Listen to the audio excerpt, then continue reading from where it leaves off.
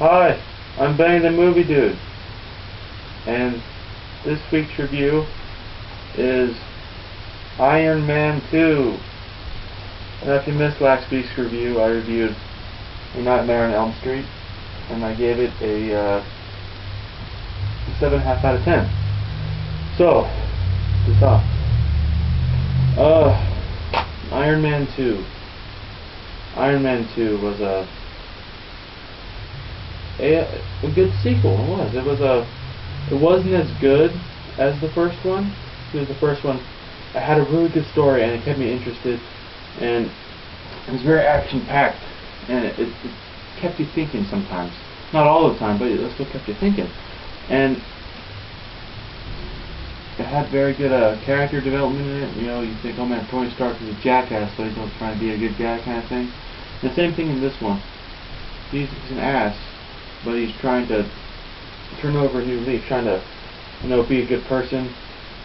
And like the first one, he was fighting Obadiah Stane, the bad guy, who was his dad's right-hand man, and apparently wanted him out of the picture so he could deal on the table, make more money. And he's dead in this one because he died in the first one. And the main character, bad guy in this one, is Whiplash, played by Mickey Rourke, who isn't a bad character. I never really followed the Iron Man franchise when I was a kid, but from what I understand, Whiplash is Russian in this movie, and he is a bad guy. Apparently his dad was all fucked up from Stark Industries, and his dad dies, and Whiplash wants revenge on Stark, so he creates the Whiplash thing to kill Stark. And as you can tell by the trailer, he fails at that part, the first attempt, and then he goes to prison and he gets broken out by the second big bad guy in the movie, played by Sam Rockwell. His name is Hammer, who owns Hammer Industries, and he doesn't like Stark because they're like competitors, and Stark kind of made him look bad because he pulled some shit in a courtroom. So now Hammer does not like Stark now because he wants him dead because he fucked with him. Now he doesn't want him. So now he hires Whiplash to fix up his army of, big robotic Iron Man things to go after and beat up Stark and Iron Man, who is Stark. And I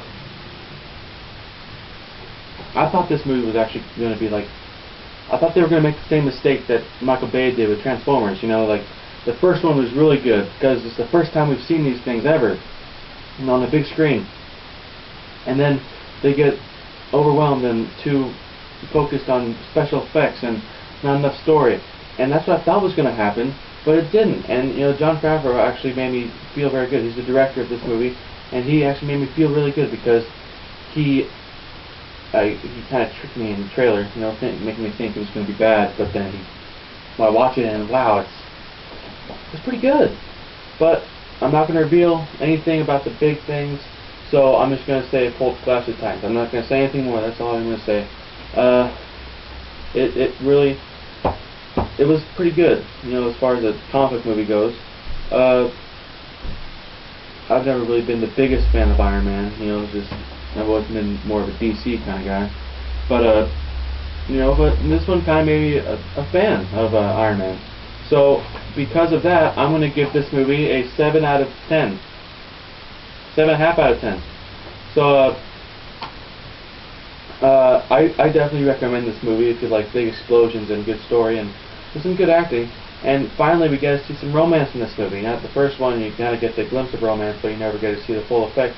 And this one finally finishes up. And there's also a big kind of twist in it, kind of thing in the movie that it didn't explain the first one. And I kind of like how they did that. So I say watch it. Some people might You might say no because I went to school the other day and a buddy thought, hey, it's all messed up. I don't like it. So I enjoyed it. So watch it if you like the first one, and you may not think what your friends might think. So just watch it and have a good time at the movies. I'm Bane's the Movie Dude, and it's good.